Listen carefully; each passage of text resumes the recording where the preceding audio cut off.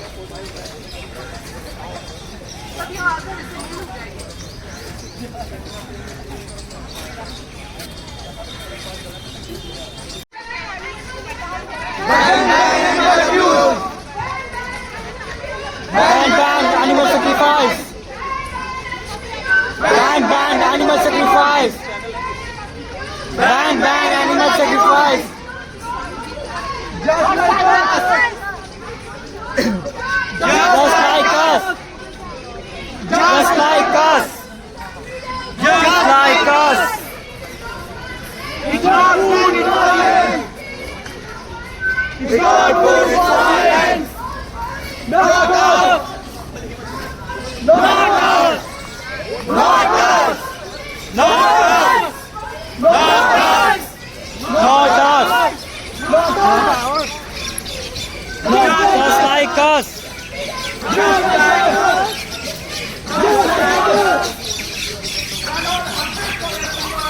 करो ये अत्याचार, बंद करो ये अत्याचार, बंद करो ये अत्याचार, बंद करो ये अत्याचार।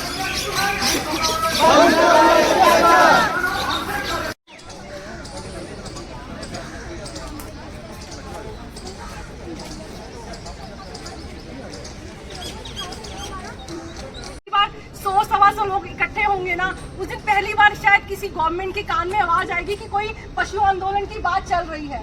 नहीं तो कुछ नहीं होने वाला है। घर से लोग निकलना नहीं चाहते और वो सोचते हैं कि बदलाव लाएंगे। घर पे बैठे बैठे सोशल मीडिया पे पोस्ट करके अगर बदलाव आगे आ रहा होता तो अभी तक तो सब वीगन हो चुके होते, एक भी जानवर मर नहीं रहा होता। इतने पोस्ट शेयर हो रहे हैं, इतना सब कुछ हो रहा है, तो फिर भी कुछ नहीं हो रहा है। तो प्लीज घर से निकलिए। जो लोग भी सुन रहे हैं, जो लोग भी इस पोस्ट वीडियो को देखेंगे, मैं सबसे हाथ जोड़ के विनती करती हूँ, ये प्लेटफॉर्म ये बना हुआ है ना, ये इसीलिए बना हुआ है ताकि ये सब मीडिया में जाता है, ये सब देखते हैं लोग कि इतने लोग आ रहे हैं, गवर्नमेंट सुनती है हम इतने लोग हैं जो पशु क्रूरता के खिलाफ है, तो हमें कोई कानून बनाना चाहिए। जब आप बाहर ही निकलोगे घर से, आप अपने घर के कंफर्ट लेवल से बैठ के मुझे ये मैसेज करते हो कि हम आपको वहीं से सपोर्ट कर सकते हैं, वहाँ से सपोर्ट की मुझे क्या जरूरत है आपकी? आप मुझे सोशल मीडिया से सपोर्ट कर रहे हो, आप पोस्ट नहीं करते, आप शेयर नहीं करते, वो मुझे क्या सपोर्ट कर रहे हो? मुझे ऐसा सपोर्ट नहीं चाहिए। मुझे वो सपोर्ट चाहिए जब आप मेरे साथ यहाँ पे बैठे हुए नजर आओ, मेरे साथ नारे लगाते हुए नजर आओ, सो दैट ये यहाँ से कुछ ही दूरी पे हमारे प्रधानमंत्री का निवास है, थोड़ी आवाज वहां तक भी जाए। ठीक है, आप प्लीज इस बात ज्यादा से ज्यादा लोगों को लेकर आओ। अगला इवेंट हम बहुत जल्दी कराएंगे। मैं चाहती हूँ कम से कम 500 लोग तो हो। मेरे को अगर इतने लोग आपको फॉलो कर रहे हैं, मुझे इतने लोग फॉलो कर रहे हैं, घर से क्यों नहीं निकलते? मैं दिल्ली के लोग ही नहीं निकलते, आप बताओ। मैं बाहर के लोग, तो फिर भी बाहर से लोग आए हुए, मैं तो उनकी बहुत शुक्रगुजार हूँ कि आपने इतना टाइम निकाला, आप यहाँ तक आए। जो दिल्ली के अपने एक्टिविस्ट है वही घर से बाहर नहीं निकलते। हम कैसे इस लड़ाई को लड़ेंगे? 7 दिन बचे हैं गर्दन काटने के त्योहार में। आप कितने लोगों को बचा पाएंगे? आप कितने लोग हैं? आखी देखी नर खात है, ते नर नर कहीं जाए रे साधो, ते नर नर कहीं जाए। बकरी पाती खात है, तारी काड़ी खाल, बकरी खाती पात है, ताकी खाड़ी खाल। जे नर बकरी खात है, तिनको कौन हवाल रे साधो, तिनको कौन हवाल। ये दोहे का अर्थ है कि उस बकरी ने सिर्फ घास चरी थी, उस बकरी ने सिर्फ घास चरी थी और हमने उसकी खाल उतार ली। अब हमने उसकी खाल उतार के उसको जुबह कर लिया, उसको खा लिया। अब आप सोचिए, आप बताइए कि आपका क्या क्या उतरेगा, आपका क्या क्या कटेगा। कहता हूँ कहीं जा तो हूँ, कहा जो मान हमार। कहता हूँ कहीं जा तो हूँ, कहा जो मान हमार। जाकर गलत तुम कटी हो, तो फिर काटे तुम्हारे साधो, तो फिर काटे तुम्हार। अगर आपको लग रहा है जिसका गला काट रहे हो उसी को सिर्फ पीड़ा हो रही है, उसी को सिर्फ कष्ट पहुंच रहा है, ऐसा नहीं है। मांसाहार, डेयरी इंडस्ट्री क्लाइमेट चेंज का सबसे बड़ा दूसरा कारण है, और क्लाइमेट चेंज ही हमारे धरती में एक्सट्रीम वेदर इवेंट्स करवा रहा है। मांसाहार ही बड़ा कारण बन रहा है जिससे वाटर स्कार्सिटी इंडिया में हो रही है। क्लाइमेट चेंज ही बड़ा कारण बन रहा है जिससे दुनिया में और भारत में खासकर फूड इनसिक्योरिटी बढ़ रही है। तो जाका गला तुम कटी हो, सो फिर काटे तुम्हार। काटा कूटी जय करे, ते पाखंड को वेश। काटा कूटी जय करे, ते पाखंड कावे निश्चय हरि न जानहि कहे कबीर संदेश रे साधो कहे कबीर संदेश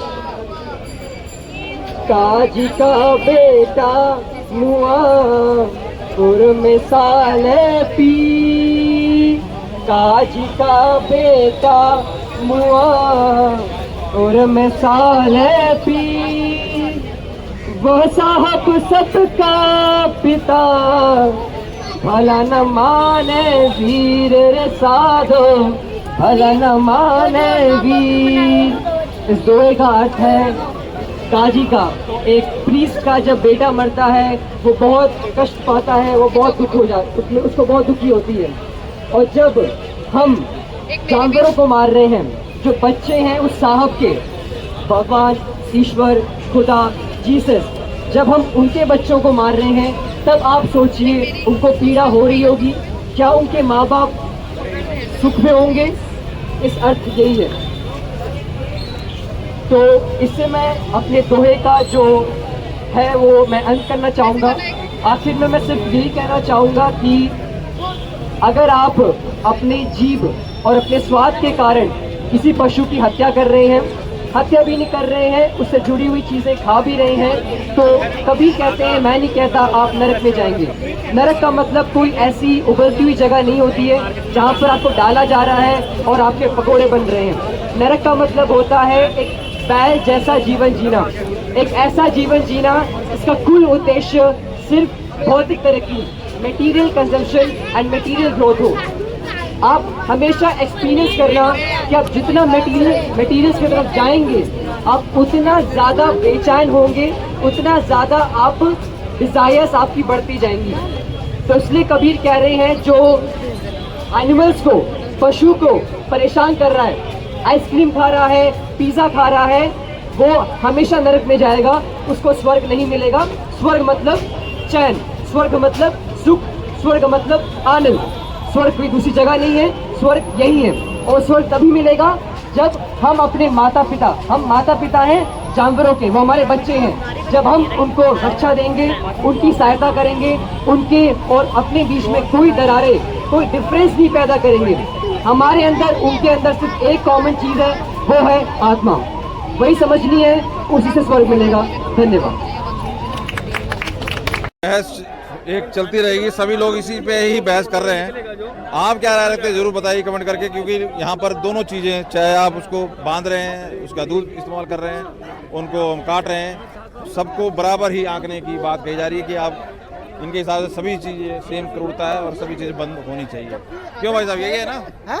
सारी चीजें बंद होनी चाहिए, दूध से लेकर काटने मारना सब बराबर मतलब है। हिंसा, किसी भी प्रकार की हिंसा सब बंद होनी चाहिए। अगर किसी भी वजह से किसी भी कोई पाल रहा है प्यार से तो भी वो भी हिंसा है नहीं, अगर कोई प्यार रहा है पर स्वार्थवश पाल रहा है ना, बिना स्वार्थ के, अगर उससे दूध का प्रोडक्शन ना मिले, क्या हम तब भी डेयरी और इन सब का उपयोग मतलब डेयरी इंडस्ट्री में गाय भैंसे रहेंगे अगर हमसे दूध ना मिलना बंद हो जाए? दूध नहीं है, मैं पहले पीता, 5 साल से मैं दूध नहीं पी रहा हूँ, डेयरी प्रोडक्ट कुछ भी कंज्यूम नहीं कर रहा हूँ। कुत्ते पाल रहे हैं, वो डॉग्स पाल रहे हैं, स्ट्रीट डॉग पालिए अगर, क्योंकि उनको जरूरत है घर की।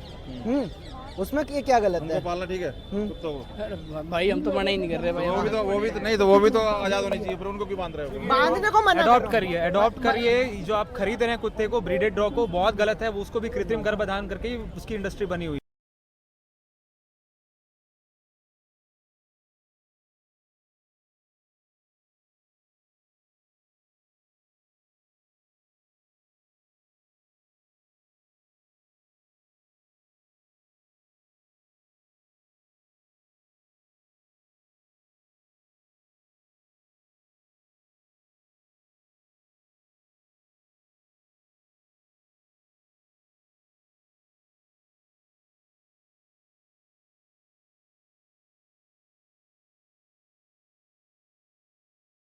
हमें मालूम है कि हमें घर खरीद के रहना है, हमें रोटी खरीद के या कमा के खानी है। जानवरों को नहीं पता, जानवरों को नहीं पता कि हमें रोटी खरीदनी है।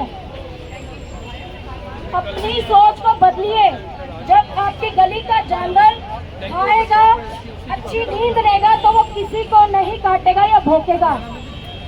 आप लोग पूरा दिन भौंकते हैं, ये हो गया, वो हो गया, उसने खा लिया, ये खा लिया, मेरे पैसे दे, मेरी पीठ के पीछे कैसे बोला। तो एक जानवर बोल भी नहीं सकता। आप 24 घंटे भौंको चलेगा, लेकिन जानवर बोलना नहीं चाहिए। हमारी नींद डिस्टर्ब होती है। अपनी माँ को घर में मारोगे, अपनी बीवियों को नोचोगे, कुत्तों के रेप करोगे, जानवरों का रेप करोगे, चलेगा, लेकिन एक जानवर रोटी नहीं खाएगा। क्यों? अरे गंदगी मचाते हैं। तो तुम कितनी गंदगी मचाते हो? तुमने गली मोहल्ले सड़ा रखे हैं, पूरा भारत सड़ा रखा है। चिप्स, कुरकुरे, कूड़ा, ऊपर से अपनी बालकनियों से रोडों पे फेंकते हैं कूड़ा।